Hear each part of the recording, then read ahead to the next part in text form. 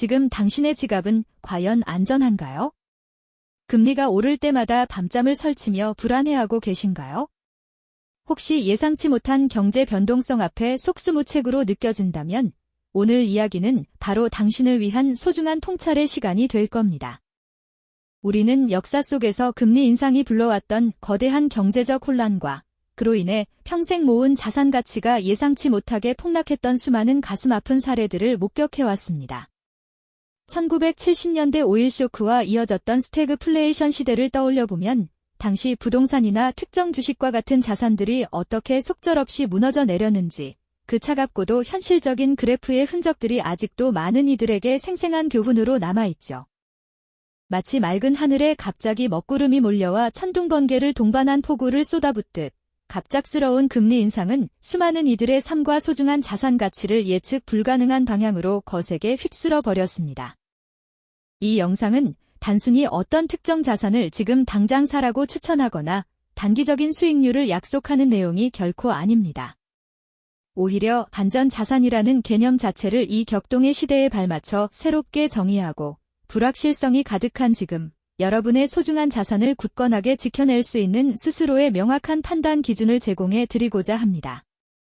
이 깊이 있는 이야기를 통해 여러분은 막연한 불안감을 해소하고 미래를 대비할 수 있는 단단한 지혜와 통찰력을 얻게 되실 겁니다. 자, 그럼 이제 폭풍 전야와 같은 금리 인상 시대의 그림자를 함께 들여다보며 우리의 경제적 미래를 위한 첫걸음을 내디뎌 볼까요? 폭풍 전야, 금리 인상 시대의 그림자.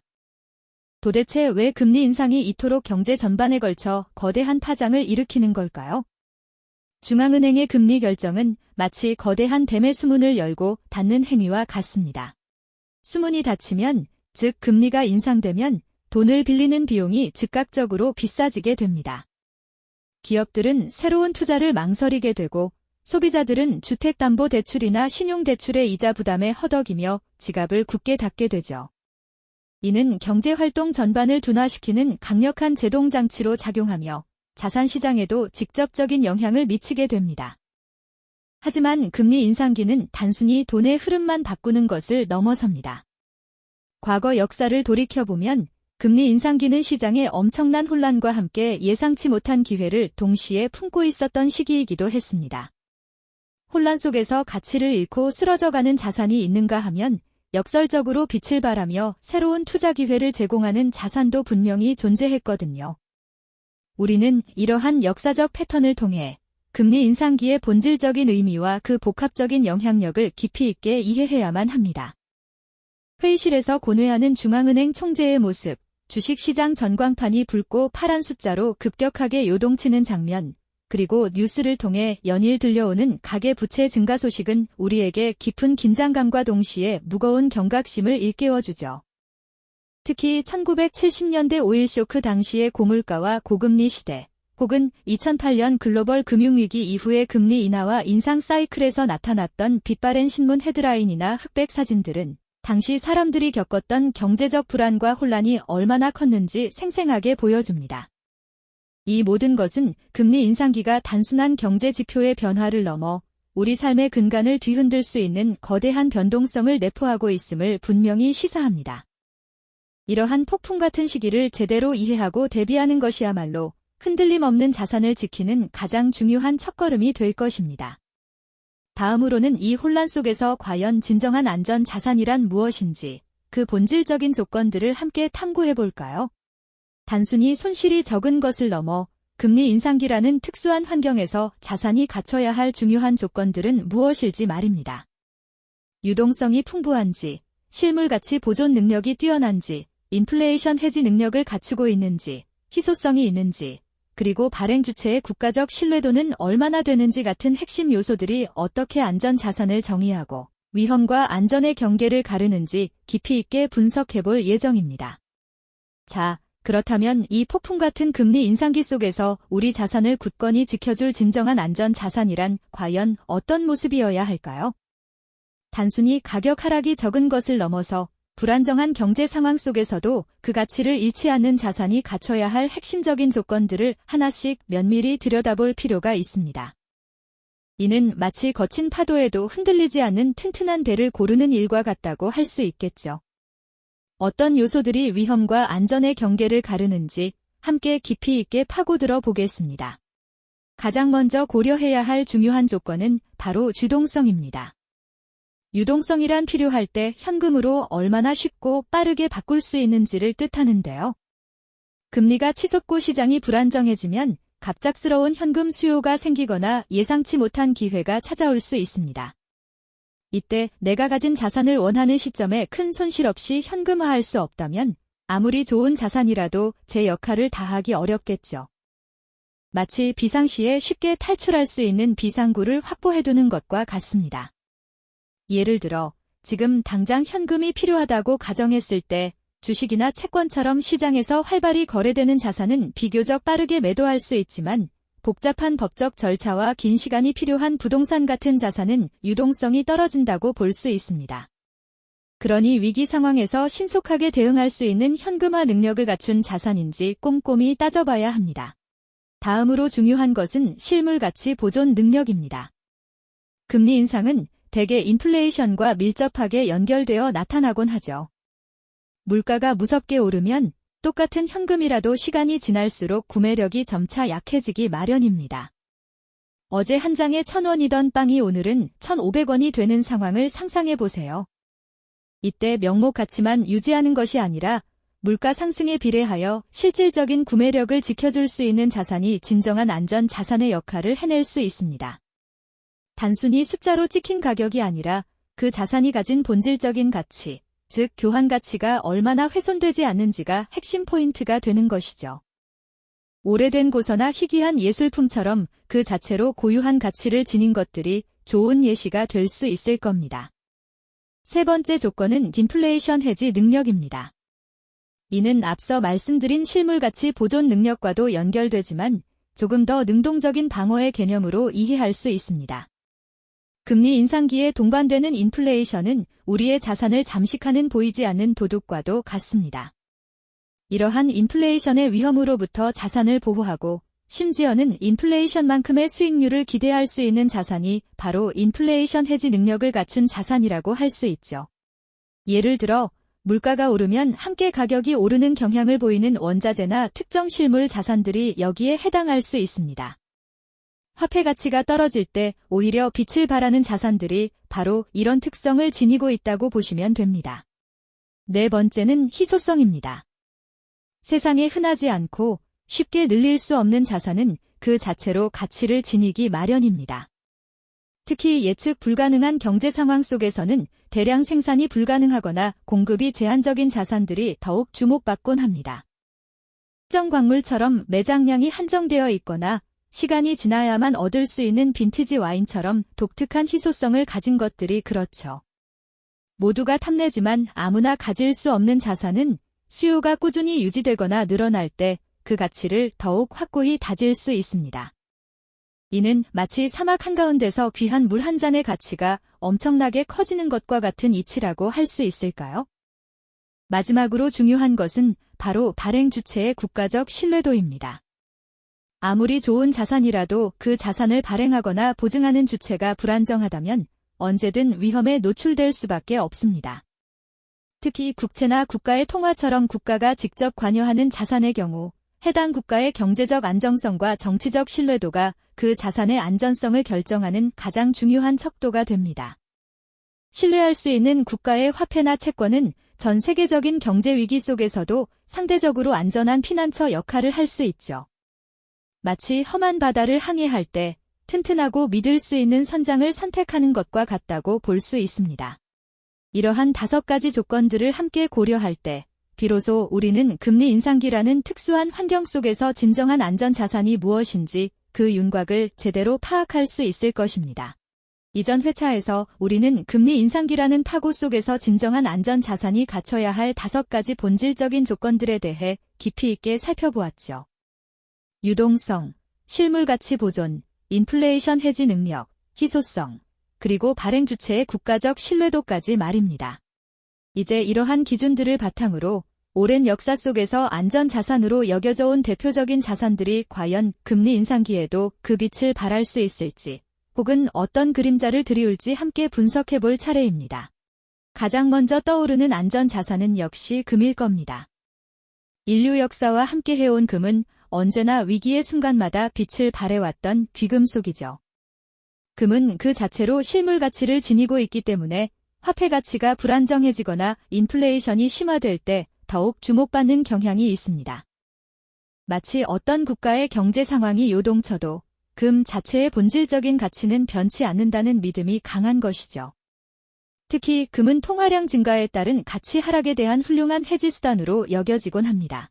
중앙은행이 아무리 돈을 많이 찍어낸다고 해도 지구상에 존재하는 금의 총량은 정해져 있으니까요. 이런 희소성이 금을 더욱 특별하게 만드는 요소가 됩니다. 하지만 금도 항상 만능 해결사는 아니라는 점을 기억해야 합니다. 금리 인상기에는 금의 매력이 다소 줄어들 수 있다는 그림자도 존재합니다. 금은 이자를 지급하지 않는다는 특징이 있죠. 은행 예금이나 채권처럼 꾸준한 수익을 기대하기는 어렵다는 말입니다. 따라서 시중 금리가 높아질수록 투자자들은 이자를 받을 수 있는 자산 쪽으로 눈을 돌리게 되고 금을 보유하는 데 따르는 기회비용이 커지게 됩니다. 마치 훌륭한 예술품이 아무리 비싸고 가치 있다 해도 그 자체로 돈을 벌어다 주지는 않는 것과 비슷하다고 할 수 있을까요? 또한 금은 단기적으로는 가격 변동성이 생각보다 클 수 있다는 점도 간과해서는 안 됩니다. 심리적인 요인이나 투기적 수요에 따라 가격이 오르내릴 수 있다는 점을 항상 염두에 두어야 합니다. 다음으로 살펴볼 전통적인 안전자산은 바로 세계 경제의 기축통화, 미국 달러입니다. 달러는 전 세계 무역의 결제 수단이자 각국 중앙은행의 외환 보유액에서 가장 큰 비중을 차지하는 통화죠. 글로벌 경제의 불안감이 커지면 투자자들은 가장 안정적이라고 여겨지는 미국 달러 자산으로 자금을 옮기려는 경향이 강해집니다. 이를 흔히 단전 자산 선호 심리라고 부르는데요. 마치 거친 바다 위에서 폭풍우가 몰아칠 때 가장 크고 튼튼한 배로 피난하는 것과 같은 이치라고 볼 수 있습니다. 미국 경제의 견고함과 세계 최강대국이라는 지위가 달러의 강력한 신뢰도를 뒷받침하고 있다고 볼 수 있죠. 하지만 달러 역시 무조건적인 안전을 보장하지는 않습니다. 금리 인상기에는 미국 연방준비제도, 패드의 통화 정책 방향이 달러 가치에 결정적인 영향을 미치곤 하죠. 만약 다른 주요국의 중앙은행들이 미국보다 더 공격적으로 금리를 인상하거나 미국 경제 자체에 대한 불안감이 커진다면 달러의 위상도 흔들릴 수 있습니다. 또한 달러를 보유하는 것만으로 인플레이션 해지 효과를 톡톡히 누리기는 어려울 때도 있습니다. 미국 내 물가 상승률이 높게 유지된다면 달러의 실질 구매력은 점차 감소할 수밖에 없으니까요. 결국 달러의 안전성은 미국 경제의 펀더멘털과 글로벌 경제 상황에 따라 유동적으로 변할 수 있다는 점을 잊지 말아야 합니다. 마지막으로 국채에 대해 이야기해 볼까요?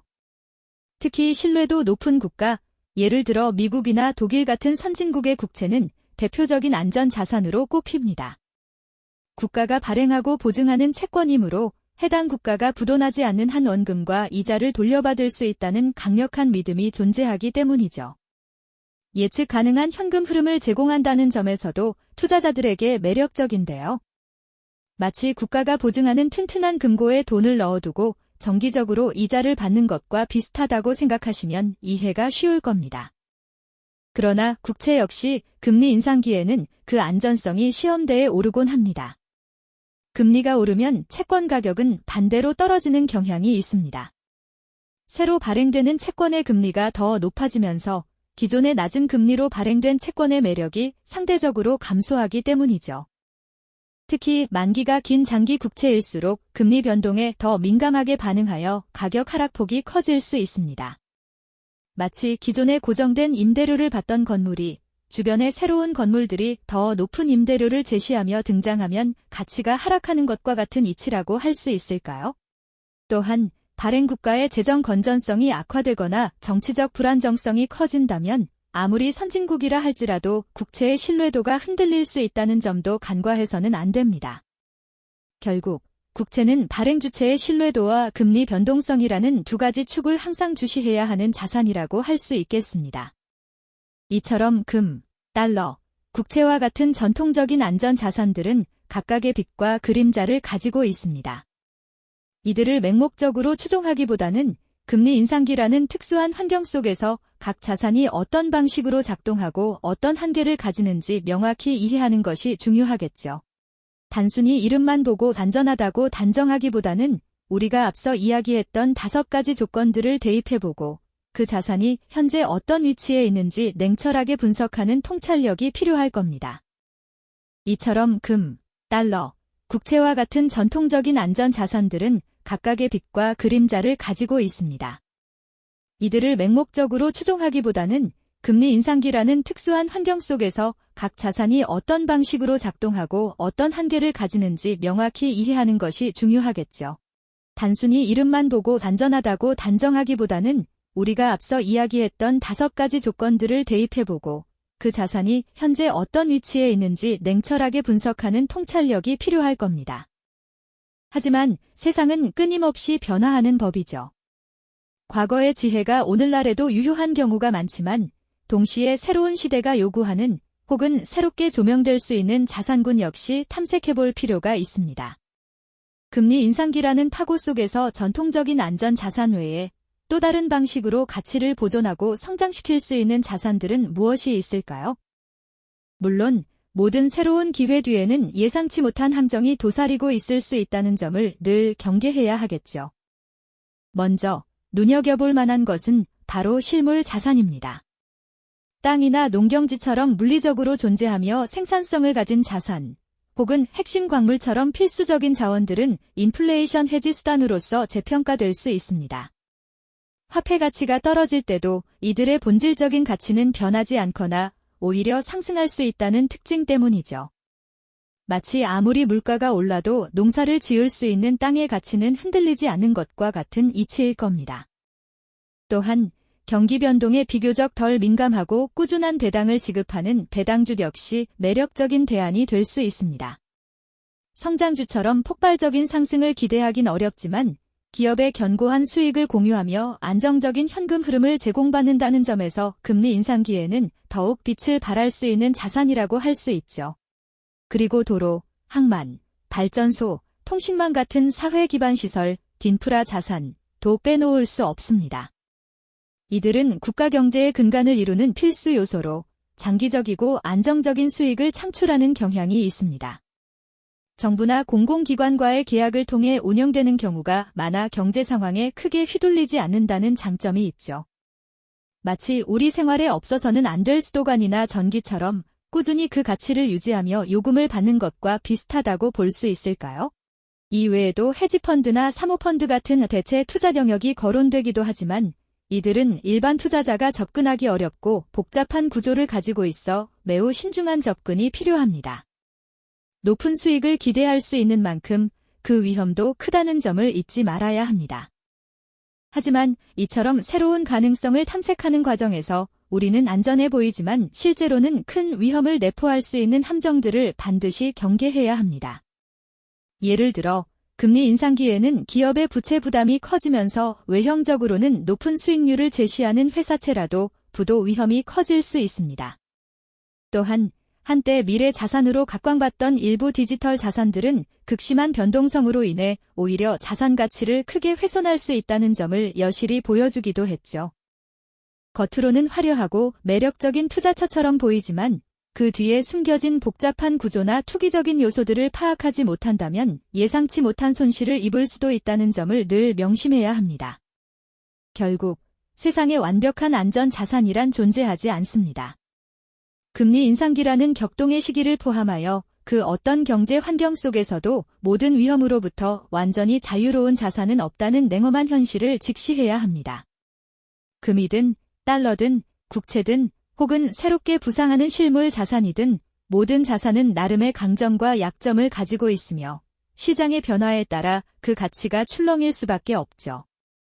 그렇다면 우리는 무엇을 믿고 의지해야 할까요? 진정으로 우리 자산을 지키고 불확실한 미래를 대비할 수 있는 힘은 특정 자산 그 자체에 맹목적으로 의존하는 것이 아닙니다. 그것은 바로 금리 인상을 비롯한 것이 경제의 흐름을 정확히 이해하고 각 자산의 본질적인 가치와 한계를 냉철하게 분석하는 지식과 통찰력에 있습니다. 자신만의 투자 원칙과 기준을 세우고 시장의 유혹과 공포 속에서도 흔들리지 않는 판단력을 유지하는 것. 이것이야말로 우리에게 가장 든든한 안전 자산이 되어줄 겁니다.